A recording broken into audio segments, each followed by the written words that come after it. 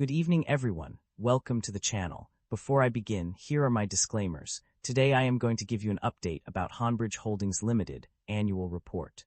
HONBRIDGE Holdings Limited is a diversified investment holding company with various business segments. The company's primary focus is on the research, production, and sale of lithium-ion batteries in China, Hong Kong, Brazil, and France. The company operates through several key segments, including mineral resources exploration and trading. This segment involves researching and exploring mineral resources, as well as trading in minerals. Lithium battery production. As its name suggests, this segment is responsible for the production of lithium-ion batteries. Online car hailing and related services. HONBRIDGE Holdings Limited provides platform, writing, motor vehicle rental, advertising, and related services through this segment.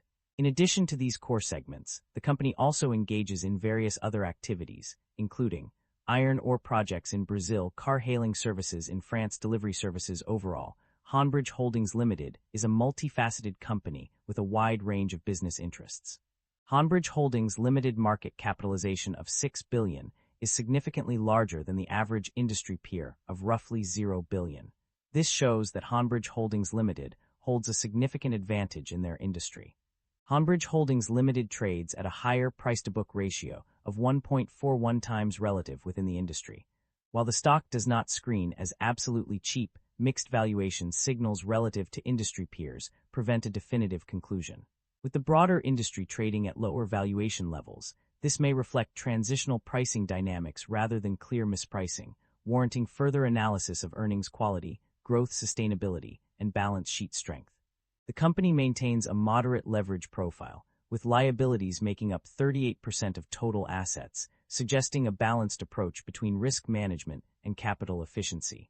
Average liabilities have declined over the past 5 years, indicating improving balance sheet discipline and reduced financial risk. Shareholder equity has declined over the past 5 years, but operating income remains positive. The equity weakness may stem from capital structure changes such as buybacks or dividends rather than operational deterioration. Although shareholder equity has increased, the share count has risen while revenue is declining. This raises concerns that equity growth may be driven by dilution rather than business performance. The sustainability of the business model remains unproven. The income statement shows that the company revenue have been declining annually and operating income have not been increasing. This shows that the business is under pressure with rising cost and its management is unable to expand the business. The primary drivers of revenue growth or decline in a company can be attributed to various factors. On one hand, significant revenue growth is seen in the sale of lithium batteries, which increased by 338% from 2024 to 2025. Additionally, the introduction of new operating segments such as mineral resources exploration and trading in Brazil, lithium battery production, and trading of mineral resources, sales of bauxite in the PRC also contributed to revenue growth.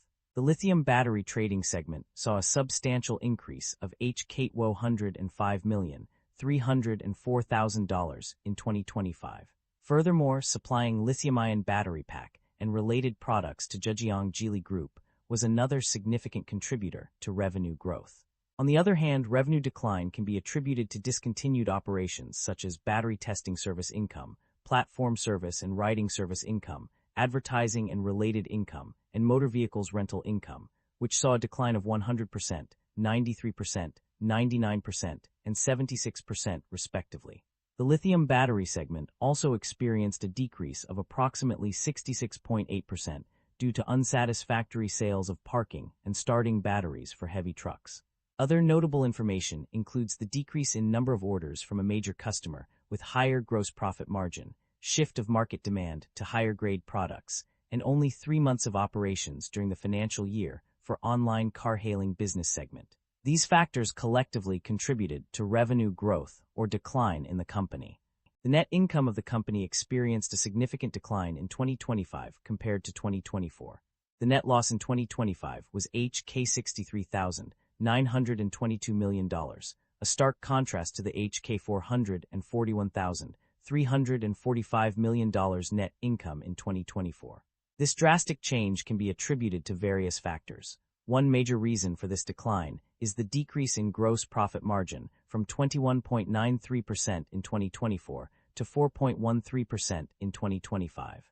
This significant drop of approximately 67% was due to a combination of factors, including a decrease in revenue and gross profit, an increase in cost and other expenses, and a shift in market demand towards higher-grade products.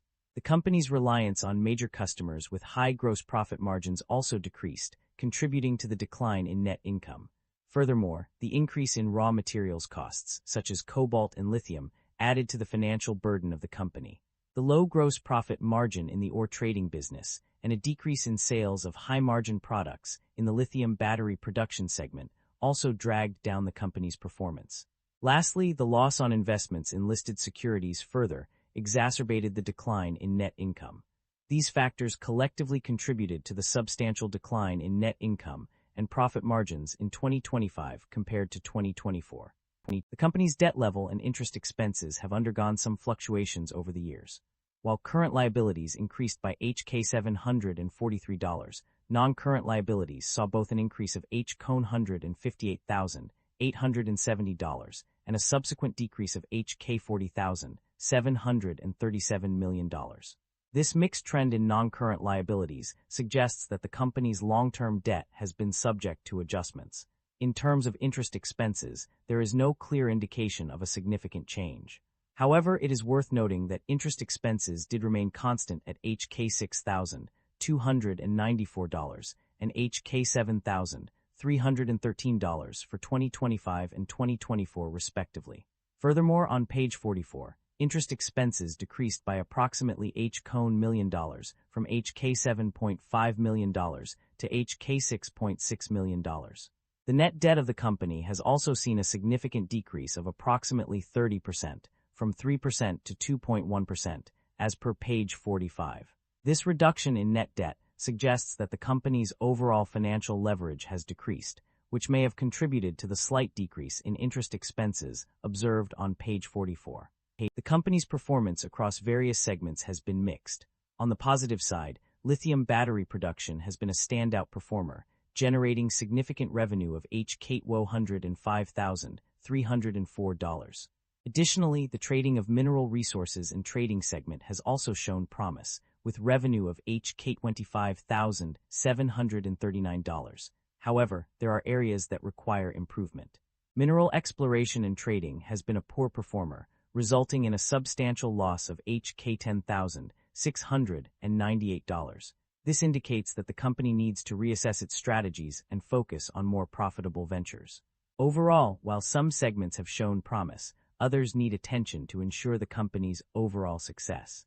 Management's outlook for the company appears positive despite some challenges.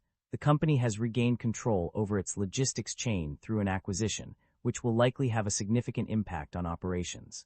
However, revenue growth is being driven by the ore trading business segment, while the lithium-ion battery segment experienced a decline due to decreased sales and customer orders.